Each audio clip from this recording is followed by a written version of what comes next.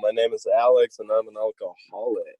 I hope you guys can hear me okay. I'm currently sitting in a car in Half Moon Bay, California, because I was still eating dinner with my family and forgot that I have this commitment to speak here tonight. But it's a great pleasure. Thank you very much for asking me, Maria. I'm also sorry if I look kind of creepy in my camera here. I'm trying not to look super creepy.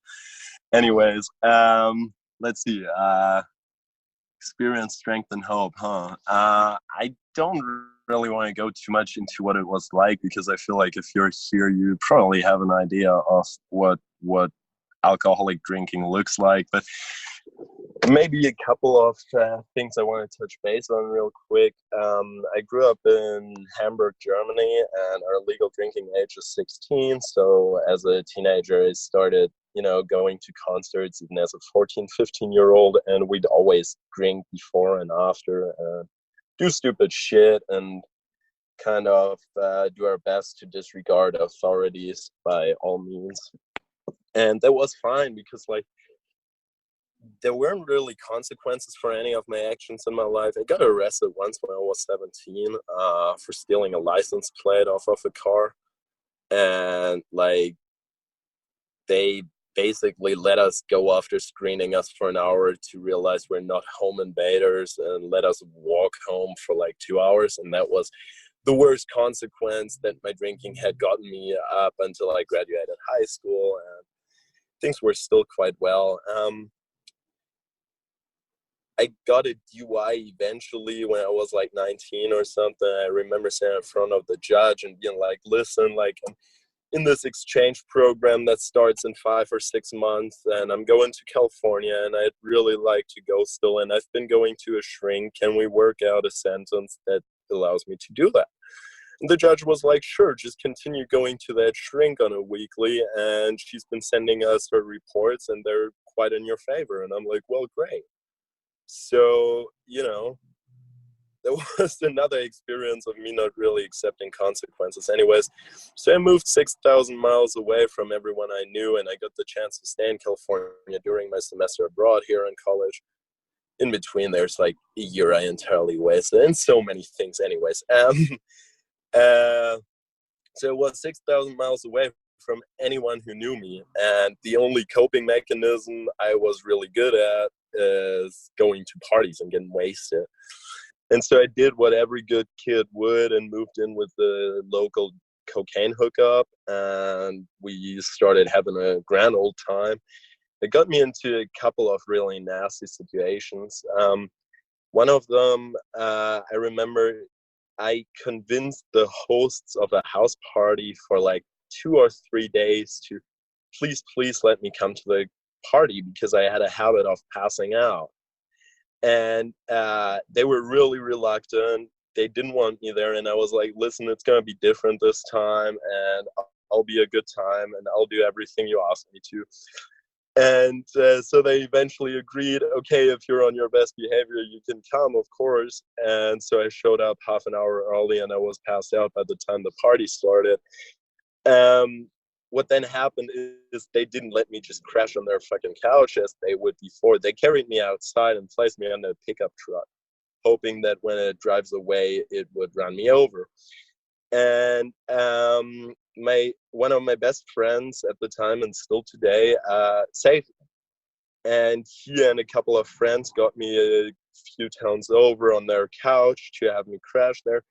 And the place where I woke up in the morning is an all-girls place. So I woke up in a place 30, 40 miles away from home with absolutely no recollection of what happened the last time. And there was lightly dressed girls all around me. So, of course, I made a story out of it.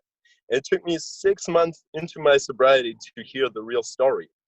Up until then, I was the greatest, coolest kid in the world that partied with 4 girls all night, not knowing the truth, and that's a very, very nice depiction of how my drinking looked like. My world around me was in shambles, and I was still celebrating myself as the biggest hero that's walking around. And not too long later, my little brother, my family eventually moved to California too, and they moved to the San Francisco Bay Area, and I lived down in the Los Angeles area. So my little brother was about to graduate high school, and obviously I was invited to come visit. And I said, I can't make it, I'm busy. And then the morning off, I woke up and I was hungover, and I was like, fuck it, I'm going to ask a friend. Now, that friend was a 50-year-old hooker strung out on heroin that I showed up with at my little brother's high school graduation, getting incredibly pissed at my dad for not letting us stay at his house. And that resentment I carried well into my sobriety. Luckily, a couple of weeks later, I went on my last real binge. I was in a pretty dark place. And when I'm drunk, I really like driving. Don't ask me why. And I not only like driving, but I also like kicking red lights. Because usually when I'm drunk driving, I'm pretty angry.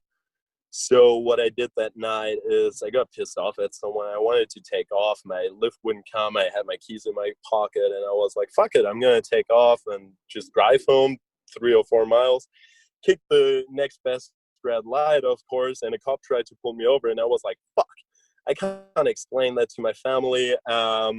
Like, I can't get a DUI right now. I stole so much money from them. I showed up with that hooker. Like, they're going to literally disown me.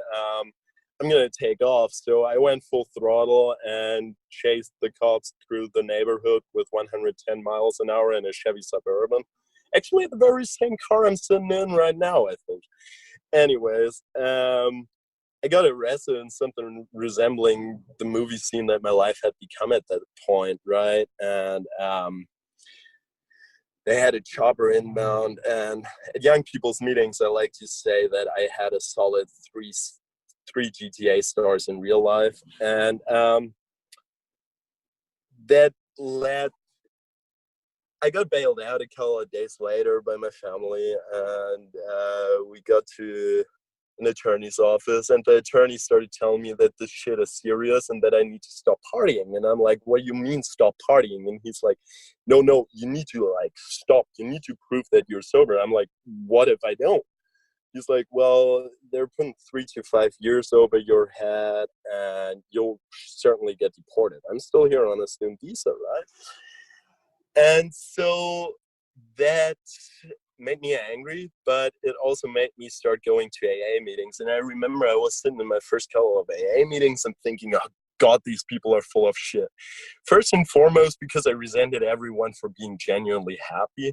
Like, you can't be nice to somebody else for no apparent reason. See, like, that's offensive to me. That's not okay. And like, I remember I was going to this book study on Monday nights, actually right around this time, I think. And we'd read out of the 12 and 12, and I would challenge every single thing anyone read. Like, I heard later from a couple of people in the rooms that I was famous for challenging everything, like no matter what they said. And it was not the nice, oh, I disagree with you. It was like, fuck off, that's not right. And I think it took me 3.5 months to actually listen for the first time. Now, that really was a game changer for me, because I started hearing that these people are genuinely happy, right? And instead of getting pissed off by it, I was like, okay, I need to start working these steps. And a couple of people kind of forced me into asking my first sponsor to sponsor me. And I'd also challenge him, but he'd listen to it and he'd be like, okay, now let's do the work. And it took me forever to reluctantly accept these ideas of having a higher power, having a God, because look, I grew up in an atheistic academic family. For me, there's no space for God in my life. But eventually what I started realizing is, okay, when I'm running my own life, I go to jail. We've proven that. And if I don't run my life, I'm just floating around. So what am I supposed to hang on to? That kind of was the first kind of connection I established with the higher power of my own understanding. And then that took a solid 6 or 7 months.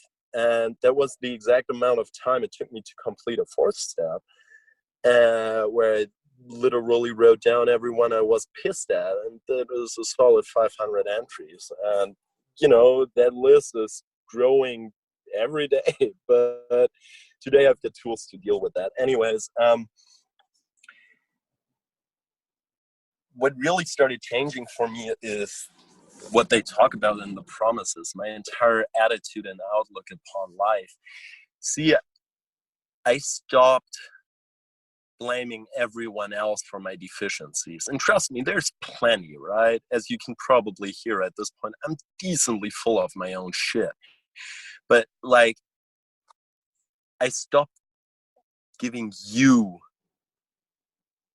the blame for that, and I started owning my shit, and that led to a lot of really, really cool stuff. Now, when I got arrested, when I got sober, I was about to drop out of college because like I couldn't function anymore.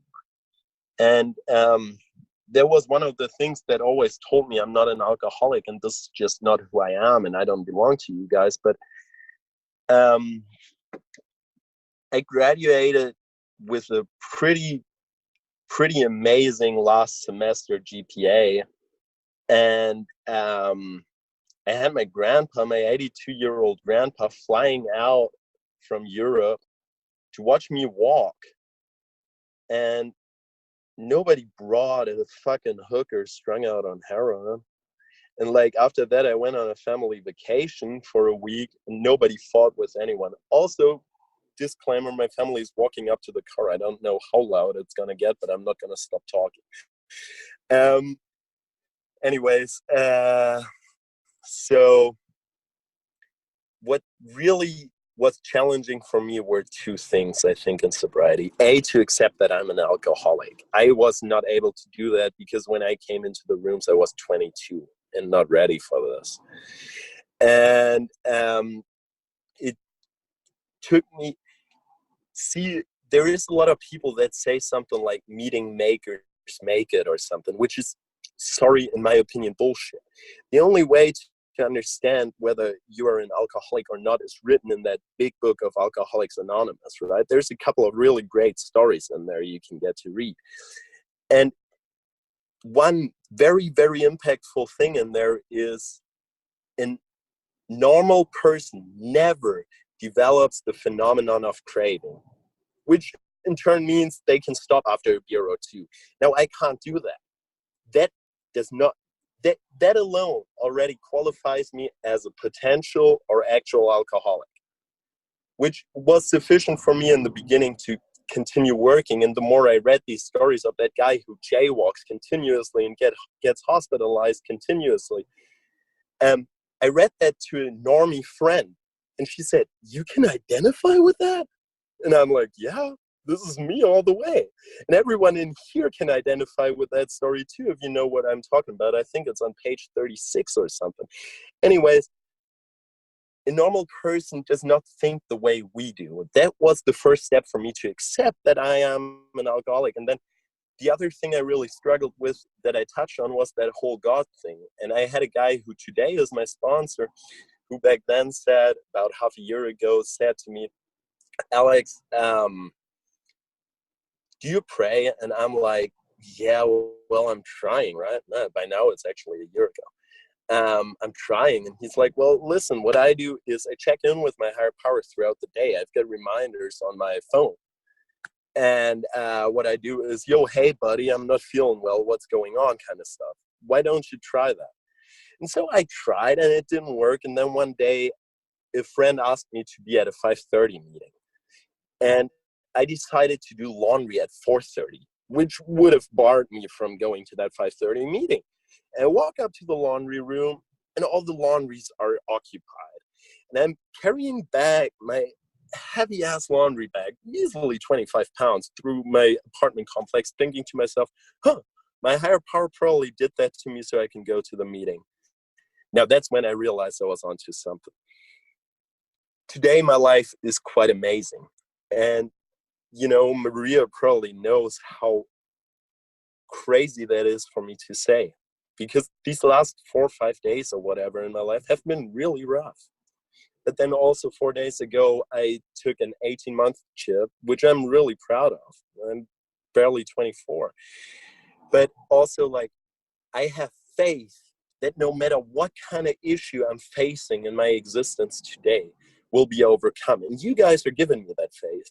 See, like, all the shit I just said might resonate with some of you. It might also not. But there's a good chance that just one of you heard something today that will resonate with them even a couple of years from today down the road. That they will think, you know what? That guy said something that actually stuck with me. And that keeps you sober for those 20 seconds, maybe for the 24 hours around it. Well, then I've done exactly what I'm supposed to hear. I've carried the message to another alcoholic who's still suffering. And it's so amazing to see that. I've got a sponsee who just took a 60-day chip. I think he must be coming up on 90 days by now, actually, who sends me all these gratitude lists, who makes the same jokes that I made in early sobriety. And it just makes me so incredibly happy to see that this guy is going somewhere. It makes me so incredibly happy to see that people do unconditional things, unconditional acts within this program. It's something that doesn't work in my world. In my world, if I do something for you, I expect something. Usually something much, much bigger than what I had given to you. AA is not like that. I can sit here and take in the love you're giving me and love back, which is absolutely insane, because a year and a half ago, I was as far away from loving myself as anyone could have been. And today I'm genuinely happy with who I am, because like I said, it'll be okay. As long as I'm staying sober for another 5 hours, it'll be a new day. And then I'll worry about what's going on. But today I've got you guys, and I'm really grateful for that. So thanks for letting me share.